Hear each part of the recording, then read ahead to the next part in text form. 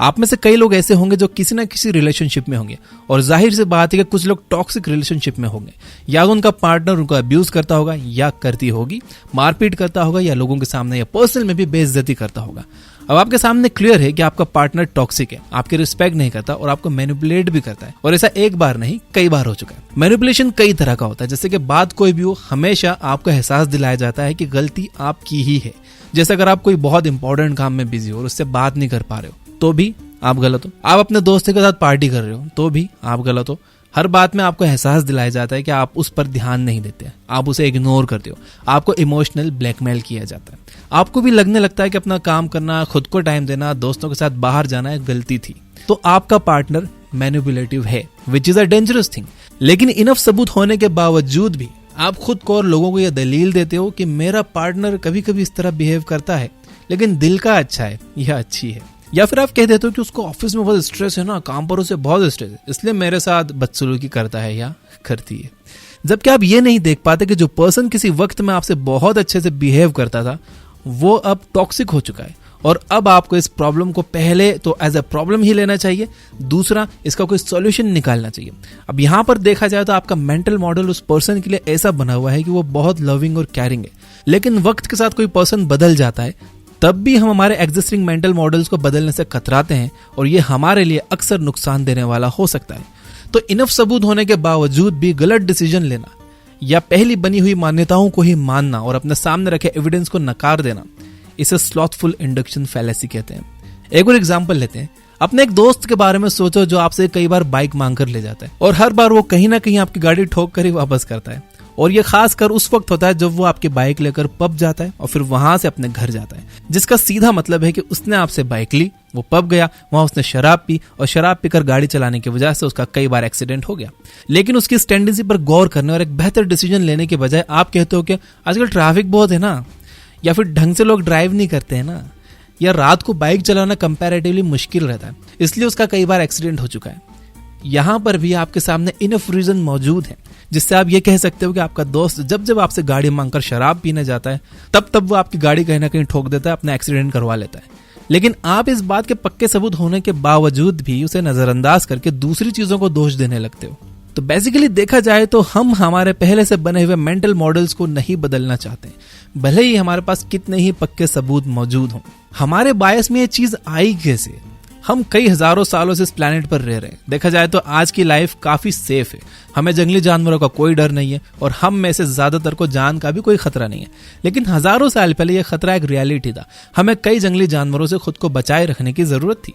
तो हमारे mental models यहाँ पर हमको बचाने का काम करते थे। हमें उस वक्त पता था कि शेर दिख जाए तो क्या करना है, भालू दिख जाए तो क्या करना है, हिरन दिख जाए तो क्या करना है। और जो भी इंसान अपने इन मेंटल मॉडल्स को चेंज करता था वो मारा जाता था। हम उस जनरेशन के डिसेंडेंट्स हैं जो सर्वाइव कर पाए। तो जाहिर सी बात है कि हमारे मेंटल मॉडल्स भी उन्हीं सर्वाइवर्स से आए हैं और धीरे धीरे उनकी ये टेंडेंसी हमारे अंदर और ज्यादा मजबूती पकड़ती गई। तो ये चीज हमारे बायस में वहां से आई है जिसके हम आज भी शिकार हैं और जिसके चलते हम बेहतर डिसीजन नहीं ले पाते हैं। जबकि आज के वक्त में इस चीज का कोई ज्यादा इंपॉर्टेंस हमारे लाइफ में नहीं है। ऐसा हम कई बार माँ बाप की परवरिश में भी देखते हैं कि कई माँ बाप अपने बच्चों की गलती को एक्नॉलेज करने की बजाय उनका सपोर्ट करते हैं, जबकि उनको चाहिए कि वो अपने मेंटल मॉडल्स को चैलेंज करें और प्रॉब्लम की जड़ में जाकर देखें कि आखिर गलती कहाँ पर हो रही है। ऐसा इसलिए होता है क्योंकि वो अपने मेंटल मॉडल्स में फंसे होते हैं और कई बार इस बात के पक्के सबूत मिलने के बावजूद भी कि उनका बच्चा गलत है, माँ बाप अपने बच्चे को सपोर्ट करते ही रहते हैं। अब आपकी दुखती रग पर हाथ रखूंगा। कई लोग ऐसे होते हैं जिनकी आपकी नजर में अच्छी इमेज बनी हुई होती है, वो लोग बहुत हम्बल हैं, जब मिलते हैं अच्छे से बात करते हैं, लेकिन जब बात पैसों की आती है तो आप देखते हो कि वो पैसों के मामले में इतने ट्रस्टवर्दी नहीं है, बार बार उधार मांगते हैं, वक्त पर पैसे नहीं लौटाते और जिन लोगों से उन्होंने पैसे मांगे जब वो वापस इनसे मांगने आते हैं तो ये उन्हें कई चक्कर लगवाते हैं। लेकिन कई बार होता है कि उनका ये बिहेवियर देखने के बावजूद भी आप उन पर भरोसा करते हो और उनके जाल में फंस जाते हो और अब चक्कर लगाने की आपकी बारी होती है। एक और एग्जांपल लेते हैं कि मान लो आप किसी समय में सिगरेट पीते थे और अब आप सिगरेट छोड़ने की कोशिश कर रहे हो। आप ठान लेते हो कि चाहे जहां सिगरेट दिख जाए आपका खुद पर इतना कंट्रोल है कि आप किसी भी सिचुएशन में इसे नहीं पियोगे। लेकिन जब आप अपने किसी दोस्त को सिगरेट पीते हुए देखते हो तो आप खुद पर कंट्रोल नहीं कर पाते और आप पी ही लेते हो। अब ऐसा कई बार हो चुका है कि जब भी आप अपने दोस्तों के साथ होते हो तब आप सिगरेट पी ही लेते हो। उस समय आपका खुद पर कंट्रोल नहीं रहता है, यानी आपके सामने पक्का सबूत है कि जब आप अपने फ्रेंड के साथ रहे हो तब आपका खुद पर कंट्रोल नहीं रह पाया है। तो यहां आपको समझना चाहिए कि चाहे आपकी विल पावर कितनी ही स्ट्रांग हो, लेकिन दोस्तों के साथ होने पर आपकी विल पावर जवाब दे जाती है। तो वक्त की डिमांड तो यही है कि अभी के लिए उन लोगों के साथ हैंग आउट करने से बचा जाए जो सिगरेट पीते हैं। यहां पर आपको ये जानने की जरूरत है कि आप स्लॉथफुल इंडक्शन फैलेसी का शिकार हो रहे हो। आपके प्राइमरी मेंटल मॉडल तो ये कह रहे हैं कि आप सिगरेट किसी भी हालत में नहीं पियोगे, आप इतने कैपेबल हो, आपकी इतनी विल पावर है। लेकिन सच ये है कि जब भी आपके सामने सिगरेट आती है तो आप खुद पर काबू नहीं रख पाते। सेम चीज क्रेडिट कार्ड और शॉपिंग को लेकर भी होती है। तो इस एरर को आप कंसीडर करना बिल्कुल मत भूलना।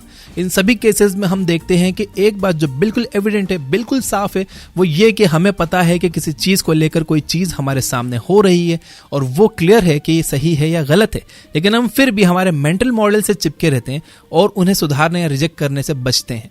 इंटरेस्टिंग बात यह है कि ज्यादातर लॉजिकल फैलेसी इसी तरह के जिनमें हम अपने एग्जिस्टिंग मेंटल मॉडल्स को चेंज करने से बचते हैं। और जैसा कि हम देख चुके हैं कि हजारों साल पहले यह फैलेसी बिल्कुल रिलेवेंट थी, काम की थी, जब ह्यूमन बींग्स गुफाओं में रहा करते थे। लेकिन आज के मॉडर्न वर्ल्ड में ये सभी फैलेसी हमारे लिए ज्यादातर ओकेशन पर काउंटर प्रोडक्टिव साबित होती है। नाउ लेट्स सी कि इसको हम रियल लाइफ में कैसे इंप्लीमेंट करके बेहतर डिसीजंस ले सकते हैं। सपोज आपके आसपास ऐसे इंसान है जो आपके भरोसा करने के बावजूद भी कुछ ना कुछ गड़बड़ कर देते हैं। एक या दो बार होना परफेक्टली जस्टिफाइड है, लेकिन इससे ज्यादा बार ऐसा होने लग जाए तो आपको इस बारे में सोचना चाहिए कि क्या मैं यहाँ स्लॉथफुल इंडक्शन फैलेसी का शिकार तो नहीं हो रहा हूँ। क्योंकि अक्सर हम इस फैलेसी का शिकार होते हैं लेकिन हमें इस चीज का एहसास तक नहीं होता और हम गलती पर गलती करते ही चले जाते हैं, सामने वाले पर भरोसा करते ही चले जाते हैं और काफी वक्त बाद हमें इसका एहसास होता है कि हम एक गलत पर्सन पर भरोसा करते आ रहे हैं या फिर हम खुद को लेकर इस फैलेसी का शिकार हैं। और ज्यादातर लॉजिकल फैलेसी इसी तरह काम करती हैं कि हम बात को जान ही नहीं पाते कि ये चीजें कहां से आ रही हैं, क्योंकि हमें फर्स्ट प्रिंसिपल के बारे में बहुत कम नॉलेज होता है,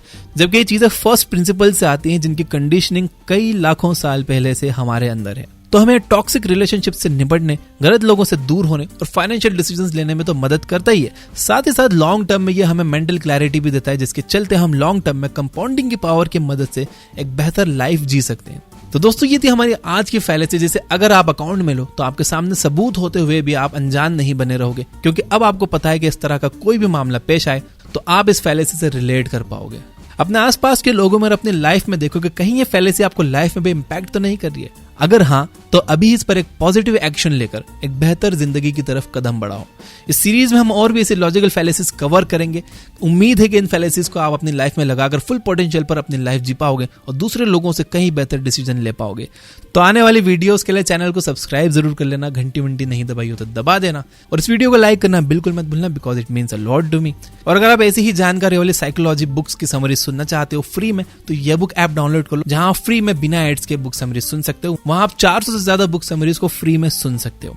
finally, you guys are amazing. Keep reading, keep learning, keep growing. Thank you for watching.